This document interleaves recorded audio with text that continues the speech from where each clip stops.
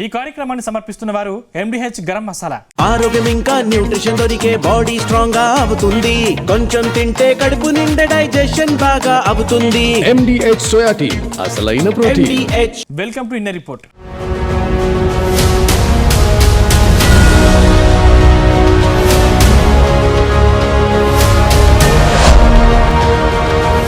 మాజీ మంత్రి మల్లారెడ్డి పార్టీ మారబోతున్నారా? మల్లారెడ్డిని కాంగ్రెస్లో చేర్చుకునేందుకు హైకమాండ్ గ్రీన్ సిగ్నల్ ఇచ్చిందా? అందుకే సీఎం రేవంత్ రెడ్డి కేసీఆర్ను ఓ రేంజ్లో తిట్టినా మల్లారెడ్డి స్పందించలేదని గులాబీ శ్రేణులు భావిస్తున్నాయా? అయితే మల్లారెడ్డి విషయంలో ఇన్నాళ్ళు సైలెంట్గా ఉన్న గులాబీ నేతలు ఇప్పుడు మాత్రం సోషల్ మీడియాలో ఓ ఆట ఆడుకుంటున్నారా? అయినా మల్లారెడ్డి మాత్రం బీఆర్ఎస్కు వ్యతిరేకంగా ఒక్క ప్రకటన చేయకపోవడంతో గులాబీ లీడర్లు తలలు పట్టుకుంటున్నారా? మరి మల్లారెడ్డి మౌనం దేనికి సంకేతం? Let's watch the story.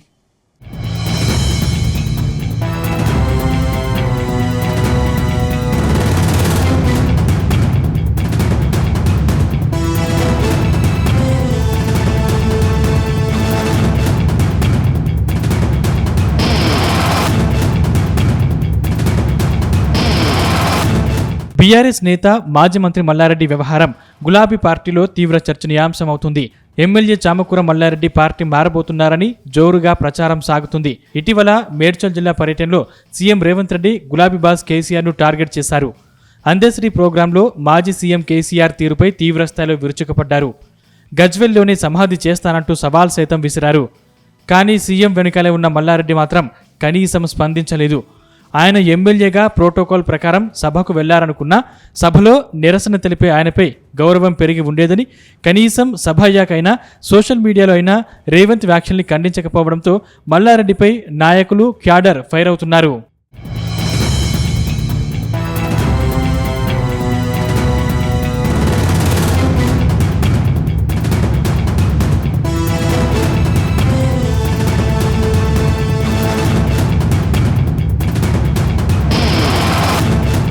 వాస్తవానికి మాజీ మంత్రి మల్లారెడ్డి గులాబీ పార్టీతో చాలా కాలంగా అంటిముట్టినట్టుగా వ్యవహరిస్తున్నారు. ఇటీవల KTR greater Hyderabad party meetings ఏర్పాటు చేసినా హాజరు కాలేదు. పార్టీ ఆఫీస్కు కూడా దూరంగానే ఉంటూ వస్తున్నారు. కానీ తాజాగా బీఆర్ఎస్ యువ సంగ్రామ సభకు డుమ్మా కొట్టిన మల్లారెడ్డి సీఎం రేవంత్ రెడ్డి మీటింగ్కు హాజరయ్యారు. అటు కాంగ్రెస్ నేతలతో సమానంగా సీఎంకు బొకేలు ఇచ్చి వెల్కమ్ చెప్పడం, రేవంత్ చేసిన వ్యాఖ్యల్ని ఖండించకపోవడం ఇప్పుడు చర్చనీయాంశంగా మారింది. దాంతో ఆయన పార్టీ మార్పు ఖాయమని జోరుగా ప్రచారం సాగుతుంది. కానీ ఆయన మాత్రం ప్రోటోకాల్ ప్రకారమే సీఎం సభకు వచ్చానని, పార్టీ మారే ఆలోచన లేదని అంటున్నారు. అయితే మల్లారెడ్డి కామెంట్స్ను బీఆర్ఎస్ నేతలే నమ్మడం లేదు. అందుకే మల్లారెడ్డిని బీఆర్ఎస్ నేతలు సోషల్ మీడియా టార్గెట్ చేసినట్టు తెలుస్తోంది.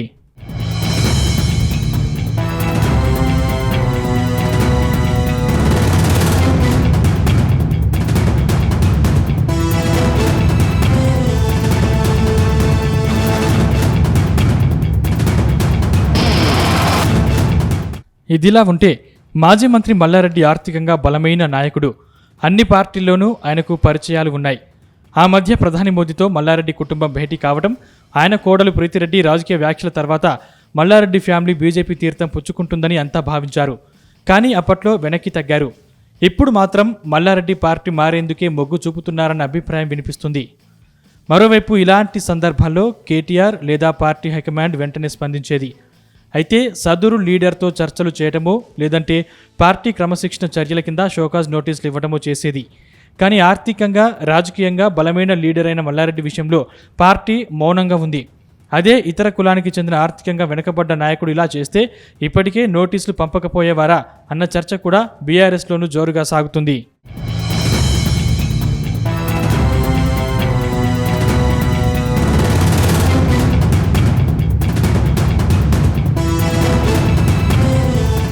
మొత్తం మీద మాజీ మంత్రి మల్లారెడ్డి మాత్రం పార్టీ మారే ఆలోచన లేదని అంటున్నారు. అవసరమైతే రాజకీయాలకు గుడ్ బై చెప్తాను కానీ పార్టీ మారనంటూ ప్రకటించారు. కానీ రేపటి రోజున రాజకీయ సమీకరణాలు మారి కాంగ్రెస్ లేదా బీజేపీ కంటే బీఆర్ఎస్ పార్టీయే తమ భవిష్యత్తుకు బెటర్ అని మల్లారెడ్డి భావిస్తే ఆయన పార్టీ మారాలనే ఆలోచనను పక్కన పెట్టి మళ్లీ బీఆర్ఎస్ లోనే కొనసాగే అవకాశం ఉందని అంటున్నారు. అయితే మల్లారెడ్డి విషయంలో బీఆర్ఎస్ పార్టీ సైలెంట్ గా ఉండడం వెనుక పలు కారణాలు ఉన్నట్టు తెలుస్తుంది. ప్రస్తుతం మల్లారెడ్డి లాంటి సీనియర్ నేత పార్టీని వీడితే అది కేవలం ఒక ఎమ్మెల్యే వెళ్లినంత విషయం కాదు. గ్రేటర్ హైదరాబాద్ పరిసర ప్రాంతాల్లో పార్టీపై మానసిక ప్రభావం పడే అవకాశం ఉంటుందని బీఆర్ఎస్ నేతలు లెక్కలు వేసుకుంటున్నారట. దాంతో త్వరలో జరిగే జీహెచ్ఎంసీ ఎన్నికలపై ఈ ప్రభావం చూపే అవకాశం ఉందని భావిస్తున్నారట. అందుకే బీఆర్ఎస్ బహిరంగంగా స్పందించకుండా పరిస్థితిని గమనిస్తున్నట్లు రాజకీయ వర్గాలు అంచనా వేస్తున్నాయి.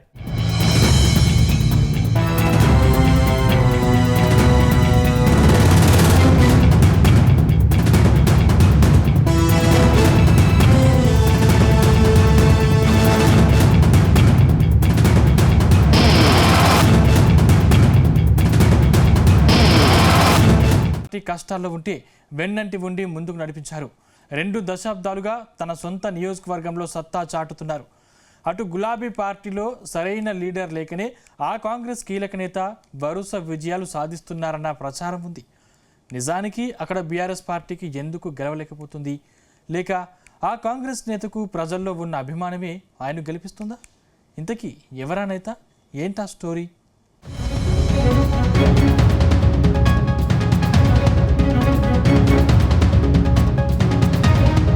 మల్లుభట్టి విక్రమార్క కాంగ్రెస్లో కీలక నేత. ప్రస్తుతం డిప్యూటీ సీఎంగా భట్టి బాధ్యతలు మోస్తున్నారు. 2009 సంవత్సరం నుంచి మధిర నియోజకవర్గంలో వరుసగా 4 సార్లు ఎమ్మెల్యేగా గెలుపొందారు. గతంలో వైఎస్ రాజశేఖర్ రెడ్డికి శిష్యుడిగా భట్టిని చెప్పుకుంటారు. తెలంగాణ వచ్చిన తర్వాత కాంగ్రెస్ శాసనసభాపక్ష నేతగా భట్టి ఉన్నారు. ఆ సమయంలో కాంగ్రెస్ పార్టీలో గెలిచిన ఎమ్మెల్యేలు బీఆర్ఎస్లో చేరారు. అప్పుడు వారిని అడ్డుకోవడంతో భట్టి విఫలమయ్యారని ప్రచారం ఉంది. ఆ తరువాత అసెంబ్లీలో కాంగ్రెస్కు బలం తగ్గి ప్రధాన ప్రతిపక్ష పాత్ర కూడా పోషించలేకపోయింది. దీని వెనకాల భట్టి అసమర్థత ఉన్నట్లు అప్పట్లో జోరుగా ప్రచారం సాగింది. అయితే రాష్ట్రంలో అధిష్టానం ఆశీస్సులతో భట్టి పార్టీలో కీలక వ్యక్తిగా మారారు.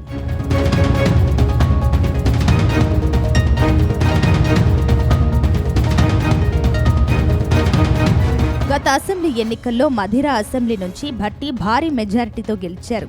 అయితే భట్టికి ధీటైన అభ్యర్థులు లేకపోవడం వల్లే నియోజకవర్గంలో భట్టి గెలుపు సాధ్యం అవుతుందని స్థానికంగా చర్చ ఉంది.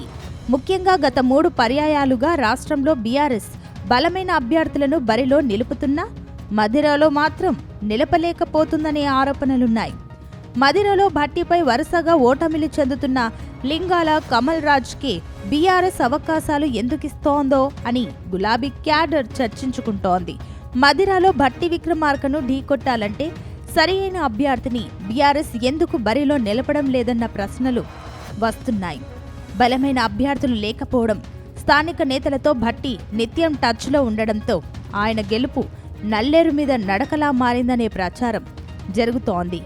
మరోవైపు బీఆర్ఎస్ నేత కమల్ రాజ్ పెద్దగా ప్రజలతో మమేకం కారు అనే సొంత పార్టీ క్యాడర్ నుంచే విమర్శలు ఉన్నాయి. అటు పార్టీ నేతలతో కలిసి ఉండకపోవడం, ఎన్నికల సమయంలోనే ఆయన సెంటిమెంట్ రాజకీయాలు చేస్తారు కానీ అవి వర్కౌట్ కావడం లేదని టాక్ సైతం ఉంది. అటు భట్టి గెలుపులో పరోక్షంగా బీఆర్ఎస్ ప్రమేయం ఉన్నట్టు కూడా అభ్యర్థి ఎంపికనే చూస్తూనే అర్థమవుతుందని అనేవారు కూడా లేకపోలేదు.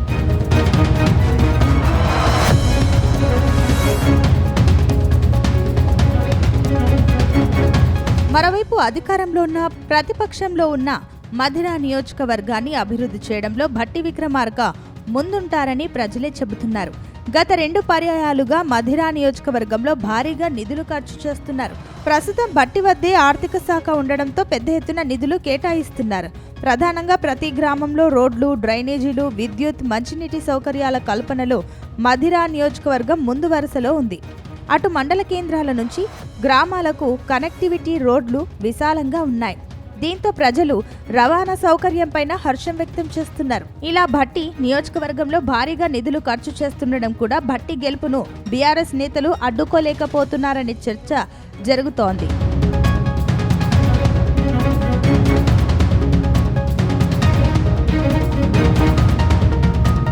మొత్తం మీద వచ్చే ఎన్నికల్లో కూడా భట్టి గెలుపు కోసం ఇప్పటి నుంచే ప్రయత్నాలు చేస్తున్నారు. నియోజకవర్గాల పునర్విభజన జరిగిన తనకు ఇబ్బంది లేకుండా తన పరిధిలో ఉన్న అన్ని ప్రాంతాలపైన సమానంగా అభివృద్ధిపై ఆయన ఫోకస్ చేసినట్టు తెలుస్తోంది. అయితే వచ్చే ఎన్నికల్లో ఆయన భట్టికి ధీటైన అభ్యర్థిని బీఆర్ఎస్ నిలబెడుతుందా? ప్రస్తుతం అక్కడ బీఆర్ఎస్ అభ్యర్థి తీరుపైన కూడా పార్టీ అసంతృప్తిగా ఉన్నట్టు తెలుస్తోంది. మరి భట్టికి ధీటైన అభ్యర్థి కోసం బీఆర్ఎస్ వేట ప్రారంభించి భట్టికి చెక్ పెడుతుందా, లేక లింగాల కమల్ రాజ్కే మరోసారి అదృష్టం పరీక్షించుకునేందుకు అవకాశం ఇస్తుందా అనేది చూడాల్సి ఉంది.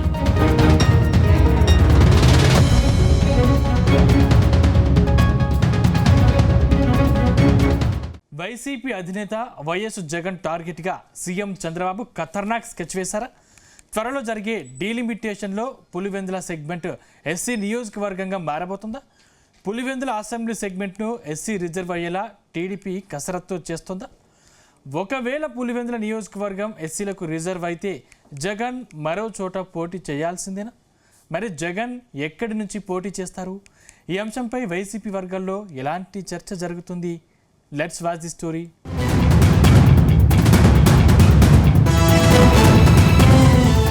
ఏపీ రాజకీయాల్లో పులివెందుల పేరు చెప్పగానే మొదట గుర్తొచ్చేది వైఎస్ఆర్ కుటుంబమే. ఈ నియోజకవర్గంలో 1978 నుంచి ఇక్కడ వైఎస్ కుటుంబానిదే ఏకఛత్రాధిపత్యం.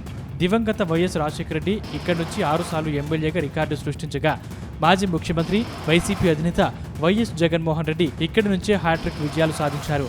2011లో జరిగిన ఉప ఎన్నికల్లో వైఎస్ఆర్ సతీమణి విజయమ్మ గెలుపొందారు. వైఎస్ఆర్ సోదరులు పురుషోత్తం రెడ్డి, వివేకానందరెడ్డి కూడా పులివెందుల నుంచి ఎమ్మెల్యేలుగా గెలిచారు. తెలుగుదేశం పార్టీ స్థాపించినప్పటి నుంచి ఇక్కడ ఒక్కసారి కూడా పసుపు జెండా ఎగరలేదు. అయితే రాబోయే 2029 అసెంబ్లీ ఎన్నికల నాటికి ఏపీలో పరిస్థితులు మారిపోయే అవకాశాలు కనిపిస్తున్నాయని రాజకీయ విశ్లేషకులు అంచనా వేస్తున్నారు. వైఎస్ జగన్ తన అడ్డా కంచుకోటైన పులివెందులను వదిలి మరో కొత్త నియోజకవర్గాన్ని వెతుక్కోవాల్సిన పరిస్థితి రాబోతుందా అనే ఆసక్తికర చర్చ నడుస్తోంది. ప్రస్తుతం డీలిమిటేషన్ బిల్లును ఎలాగైనా ఈ పార్లమెంటు సమావేశంలో పాస్ చేయించాలని బీజేపీ పట్టుదలతో ఉంది. పార్లమెంట్లో బిల్ పాస్ అయితే 2029 ఎన్నికల నాటికి నియోజకవర్గాల పునర్విభజన ప్రక్రియ గనుక పూర్తి చేయాలనే లక్ష్యంతో ఉంది. జనాభా ప్రాతిపదికన ఆంధ్రప్రదేశ్లో అసెంబ్లీ, లోక్సభ స్థానాల సంఖ్య పెరుగుతుంది.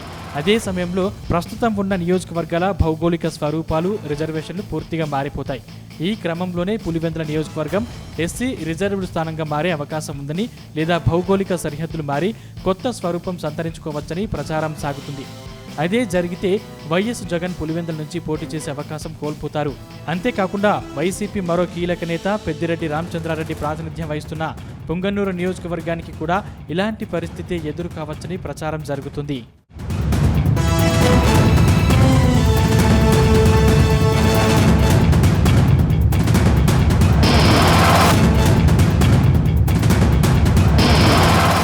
అయితే రాజకీయ ప్రయోజనాలు, జనాభా లెక్కల ఆధారంగా నియోజకవర్గాలు ఎలా మారిపోతాయో చెప్పడానికి 2008లో జరిగిన పునర్విభజనే పెద్ద ఉదాహరణగా చెప్తున్నారు రాజకీయ పరిశీలకులు. బద్వేల్ నియోజకవర్గం 2004 ఎన్నికల వరకు కడప జిల్లాలో జనరల్ స్థానంగా ఉండేది. కానీ 2008 డీలిమిటేషన్ తర్వాత అది ఎస్సీ రిజర్వ్డ్గా మారిపోయింది. అదేవిధంగా చిత్తూరు పార్లమెంటు 2009 ఎన్నికల ముందు వరకు జనరల్ స్థానంగా ఉండేది. డీలిమిటేషన్ తర్వాత ఎస్సీ రిజర్వ్డ్గా మారింది. అప్పుడు అధికారంలో ఉన్న కాంగ్రెస్ పార్టీకి అనుకూలంగా నియోజకవర్గాల మార్పు జరిగిందనే విమర్శలు కూడా ఉన్నాయి. ప్రస్తుతం ఏపీలో కూటమి ప్రభుత్వం అధికారంలో ఉండగా డీలిమిటేషన్లో తమకు రాజకీయంగా లబ్ధి చేకూరేలా, వైసీపీని దెబ్బతీసేలా వ్యూహాత్మకంగా అడుగులు వేసే అవకాశం లేకపోలేదని విశ్లేషకులు అంచనా వేస్తున్నారు. మరోవైపు నియోజకవర్గాల పునర్విభజన, మహిళా రిజర్వేషన్ల బిల్లు అనేది పూర్తిగా కేంద్ర పార్లమెంటు పరిధిలోని అంశం. గతంలో ఈ బిల్లు ముసాయిదా చర్చకు వచ్చినా పార్లమెంట్లో రాజ్యాంగ సవరణకు అవసరమైన పూర్తి మెజార్టీ లభించకపోవడంతో ఆమోదం లభించలేదు. అయితే ప్రస్తుతం మారిన రాజకీయ పరిణామాల నేపథ్యంలో ఎన్డీఏ ప్రభుత్వం పార్లమెంటు సమావేశంలో ఈ బిల్లును ఎలాగైనా ఆమోదింపజేయాలని టార్గెట్గా పెట్టుకుంది. ఒకవేళ కేంద్ర ప్రభుత్వం ఈ బిల్లును చట్టంగా మార్చి 2029 ఎన్నికల నాటికి దేశవ్యాప్తంగా నియోజకవర్గాల పునర్విభజన పూర్తి చేస్తే మాత్రం ఏపీ రాజకీయాల్లో, ముఖ్యంగా వైఎస్ జగన్ రాజకీయంగా కొత్త నియోజకవర్గం నుంచి పోటీ చేయాల్సి రావచ్చని విశ్లేషకులు అంటున్నారు.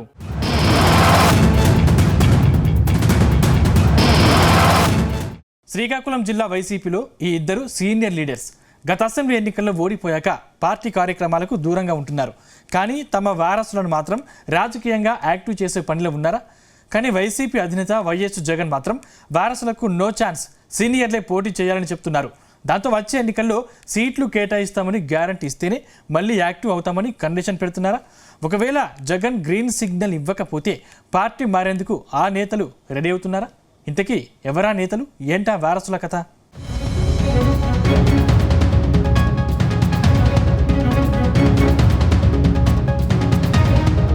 శ్రీకాకుళం జిల్లాలో దశాబ్దాలుగా తిరుగులేని శక్తులుగా పేరుగాంచిన సీనియర్ నేతలు ధర్మాన ప్రసాదరావు సోదరులు డైలమాలో ఉన్నారని తెలుస్తుంది. గత అసెంబ్లీ ఎన్నికల ఓటమి తర్వాత పార్టీ కార్యక్రమాల్లో అస్సలు యాక్టివ్గా పాల్గొనడం లేదు. జిల్లాలోని కీలక నియోజకవర్గాలైన శ్రీకాకుళం, నరసన్నపేటలకు ప్రాతినిధ్యం వహించిన వీరు ఇప్పుడు పార్టీ ఇచ్చిన బూత్ లెవెల్ కమిటీల నియామకం వంటి అత్యవసర ఆదేశాలను సైతం పక్కన పెట్టేసి సైలెంట్ అయిపోయారని ప్రచారం సాగుతుంది. ప్రస్తుతం ధర్మాన ప్రసాదరావు హైదరాబాద్లోని తన నివాసానికే ఎక్కువ సమయం పరిమితం కాక ధర్మాన కృష్ణదాస్ కూడా జిల్లాలో నామమాత్రంగానే కనిపిస్తున్నారు.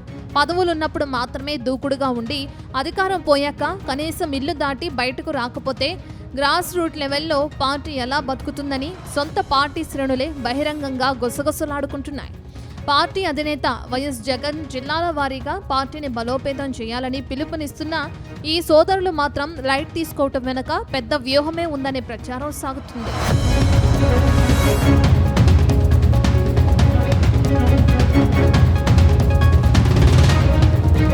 ప్రస్తుతం ధర్మాన బ్రదర్స్ మౌనం వెనుక అసలు కారణం వారి రాజకీయ వారసుల భవిష్యత్తు ఉందన్న చర్చ జరుగుతుంది.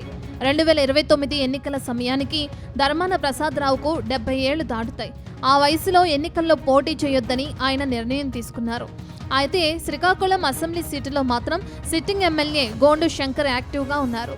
ఆయనకు కేంద్ర మంత్రి రామ్మోహన్ నాయుడు మద్దతు లభిస్తుంది. అయితే ఆయనకు మాజీ ఎమ్మెల్యే గుండా లక్ష్మీదేవి వర్గం మద్దతు దక్కటం లేదు. ఆ వర్గ పోరు అలాగే కొనసాగుతుంది. దానితో పాటు స్థానికంగా కొన్ని హామీలను నెరవేర్చలేదని జనంలో అసంతృప్తి ఉందని ప్రచారం ఉంది.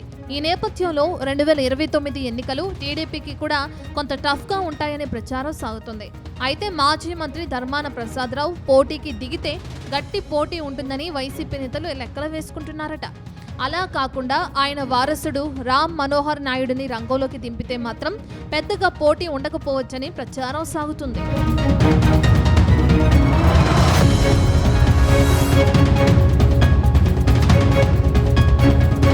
మరోవైపు శ్రీకాకుళం జిల్లా వైసీపీకి అధ్యక్షుడిగా ధర్మాన కృష్ణదాస్ కొనసాగుతున్నారు. గత ఎన్నికల్లో ఘోర పరాజయంతో కంగుతిన్న మాజీ మంత్రి రాబోయే ఎన్నికలకు ముందస్తు వ్యూహాలు రచిస్తున్నారట. కొన్నేళ్లుగా ప్రత్యక్ష రాజకీయాల నుంచి తప్పుకుంటున్నానని చెప్పుకుంటూ వస్తున్న కృష్ణదాస్ తన వారసుడికి రంగంలోకి దింపాలని యోచిస్తున్నారట. ధర్మాన కృష్ణదాస్ కుమారుడు ఇప్పటికే నరసన్నపేట నియోజకవర్గంలో కేడర్కు దగ్గరగా పొలిటికల్ కెరీర్ కోసం కార్యక్రమాల్లో చురుకుగా ఉంటున్నారు. దాంతో ఈ ఇద్దరు నేతలు మారిన రాజకీయ సమీకరణాల దృష్ట్యా తాము ప్రత్యక్ష రాజకీయాల నుంచి తప్పుకుని తమ కుమారులను ధర్మాన రామ్ మనోహర్ నాయుడు, ధర్మాన కృష్ణ చైతన్య లైన్లోకి తీసుకురావాలని వారు గట్టిగా ప్రయత్నిస్తున్నారని తెలుస్తుంది. తమ వారసులకు శ్రీకాకుళం, నరసన్నపేట నియోజకవర్గాల ఇన్ఛార్జ్ బాధ్యతలు ఇచ్చి రాబోయే ఎన్నికల్లో సీట్లు కేటాయిస్తామనే గ్యారంటీ జగన్ నుండి వస్తేనే మళ్లీ యాక్టివ్ అవ్వాలని కండిషన్లు పెడుతున్నట్లు తెలుస్తుంది. నియోజకవర్గాలు పెరిగితే కూటమి పార్టీల్లో ఏదో ఒక పార్టీలో ఛాన్స్ వస్తే ఆయా పార్టీలోకి జంప్ అయ్యేందుకు రెడీగా ఉన్నారని ప్రచారం సాగుతుంది.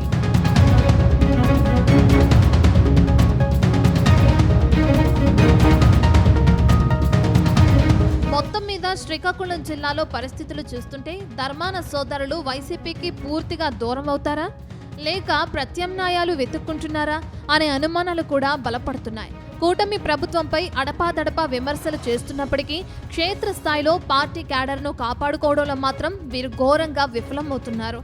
వారసుల భవిష్యత్తు కోసం జగన్ రెడ్డి గ్రీన్ సిగ్నల్ ఇస్తేనే పార్టీలో కొనసాగుతారని, లేదంటే తమ దారి తాము చూసుకునే ఆలోచనలో కూడా ఉన్నారనే ఊహాగానాలు శ్రీకాకుళం పొలిటికల్ సర్కిల్స్ ను షేక్ చేస్తున్నాయి.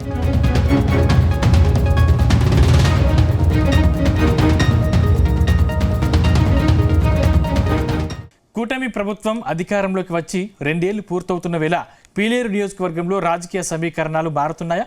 అధికార టీడీపీపై ప్రజల్లో అసంతృప్తి పెరుగుతుందా? ప్రతిపక్ష వైఎస్ఆర్సీపీ మళ్లీ క్షేత్రస్థాయిలో బలపడుతుందా? ముఖ్యంగా వైఎస్ఆర్సీపీ ఇన్ఛార్జ్ చింతల రామచంద్రారెడ్డి ప్రజల్లో చురుగ్గా తిరుగుతూ ప్రభుత్వ వైఫల్యాలను ఎండగడుతున్నారనే చర్చ సాగుతుందా?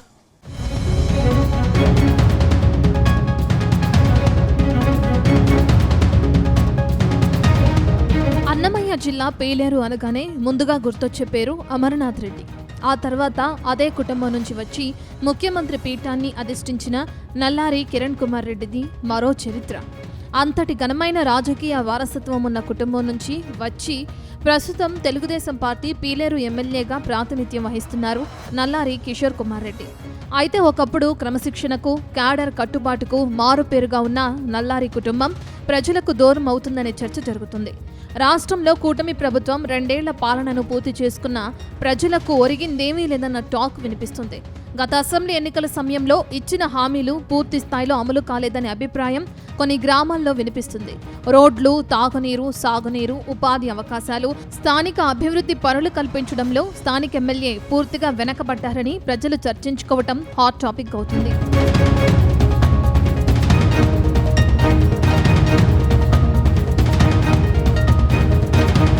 కొద్ది రోజులుగా తెలుగుదేశం పార్టీలో పదవుల భర్తీ జరిగింది. ఈ పంపకాల్లో పీలేరు ఎమ్మెల్యే కిషోర్ కుమార్ రెడ్డిని పూర్తిగా పక్కన పెట్టారు. టీడీపీ జాతీయ ప్రధాన కార్యదర్శిగా ఉన్న నల్లారి కిషోర్ కుమార్ రెడ్డిని ఆ పదవి నుంచి తప్పించారు. అలాగే ఆయనకు ఎలాంటి పార్టీ పదవి ఇవ్వకపోవడం చర్చనీయాంశమైంది. నిజానికి ఆయన మంత్రి పదవి ఆశించారు, కానీ ఇవ్వలేదు. దీంతో నల్లారి కిషోర్ కుమార్ రెడ్డి తీవ్ర అసంతృప్తికి లోనయ్యారు. ఇదే సమయంలో ప్రజల్లో పెరుగుతున్న అసంతృప్తిని రాజకీయంగా ఉపయోగించుకునే ప్రయత్నంలో వైసీపీ యాక్టివ్ అయిందని అంటున్నారు. పీలేరు ఇన్ఛార్జ్ చింతల రామచంద్రారెడ్డి గ్రామాల్లో విస్తృతంగా పర్యటిస్తూ ప్రజా సమస్యలను తెలుసుకుంటున్నారు. బాధిత కుటుంబాలను పరామర్శించడం, రైతులు, మహిళలు, యువతతో సమావేశాలు నిర్వహించడం, ప్రభుత్వంపై విమర్శలు చేయడం ద్వారా పార్టీ శ్రేణులను మళ్లీ యాక్టివ్ చేస్తున్నారనే అభిప్రాయం వినిపిస్తుంది. స్థానిక సమస్యలపై అధికారులను నిలదీయటం, ప్రజా సమస్యలను ఎప్పటికప్పుడు ప్రభుత్వ దృష్టికి తీసుకువెళ్లడం, ప్రతి అంశంపై స్పందించడం వల్ల చింతల రామచంద్రారెడ్డి మళ్లీ ప్రజల్లో కనిపిస్తున్నారనే చర్చ రాజకీయ వర్గాల్లో సాగుతుంది. దీంతో వైసీపీ క్యాడర్లో కూడా కొత్త ఉత్సాహం కనిపిస్తుందని పార్టీ నాయకులు చెప్తున్నారు.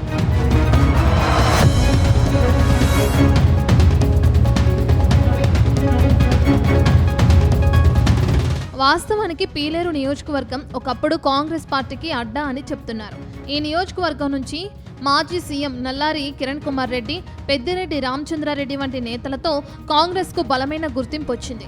కానీ రాష్ట్ర విభజన తర్వాత మాజీ సీఎం కిరణ్ కుమార్ రెడ్డి సైలెంట్ కావటం, పెద్దారెడ్డి రామచంద్రారెడ్డి వైసీపీలో చేరటంతో పీలేరులో కాంగ్రెస్కు గట్టి దెబ్బే తగిలింది. ప్రస్తుతం పీలేరులో టీడీపీ వర్సెస్ వైసీపీగా ఫైట్ జరుగుతుంది. అయితే 2014, ఆ తర్వాత 2019లో వైసీపీ ఇక్కడ వరుసగా గెలిచింది. కానీ 2024లో మాత్రం ఫ్యాన్ పార్టీ ఓడింది. అయినప్పటికీ పార్టీకి ఉన్న సాంప్రదాయ ఓటు బ్యాంక్, స్థానిక నాయకుల బలం ఇంకా పూర్తిగా తగ్గలేదు. దాంతో 2029 ఎన్నికలకు ఇప్పటి నుంచే పార్టీ క్యాడర్ను మళ్లీ చైతన్యపరిచే ప్రయత్నాలు కొనసాగుతున్నాయి. అటు ఎమ్మెల్యే నల్లారి కిషోర్ కుమార్ రెడ్డి అభివృద్ధి పనులు, ప్రభుత్వ పథకాల అమలుపై దృష్టి పెడుతున్నారని టీడీపీ వర్గాలు చెబుతున్నాయి.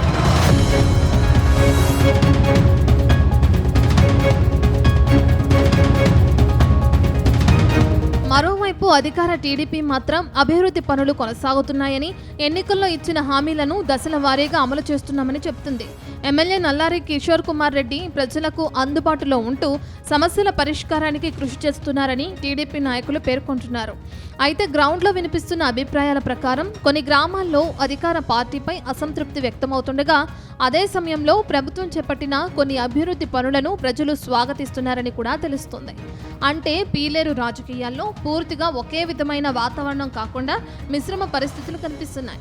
అయితే రాబోయే రోజుల్లో ఈ అసంతృప్తిని వైఎస్ఆర్సీపీ ఎంతవరకు రాజకీయంగా మలుచుకుంటుంది, అధికార పార్టీ ప్రజల విశ్వాసాన్ని తిరిగి మరింత బలోపేతం చేసుకోగలదా అనేది ఇప్పుడు పీలేరు రాజకీయాల్లో ప్రధాన చర్చగా మారింది.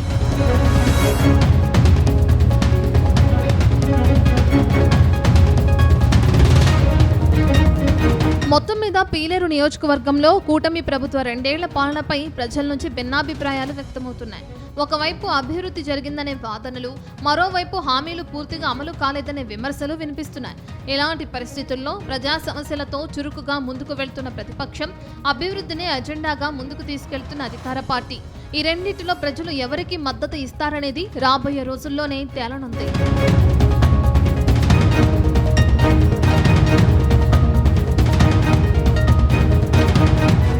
ఇది ఇవాళ ఇన్న రిపోర్ట్. మరో ఇన్న రిపోర్ట్లో మళ్ళీ కలుద్దాం. చూస్తూనే ఉండండి జీ తెలుగు న్యూస్, నిజం నిక్కచ్చిగా. ఈ కార్యక్రమాన్ని సమర్పించిన వారు MDH గరం మసాలా, MDH దమాలు, దాల్ తడకా మరియు మష్రూమ్ మసాలా. MDH తో భోజనం ఎల్లప్పుడూ రుచికరం. MDH సదా మీకు కొత్త రుచినివ్వడానికి తయారుగా ఉంటుంది.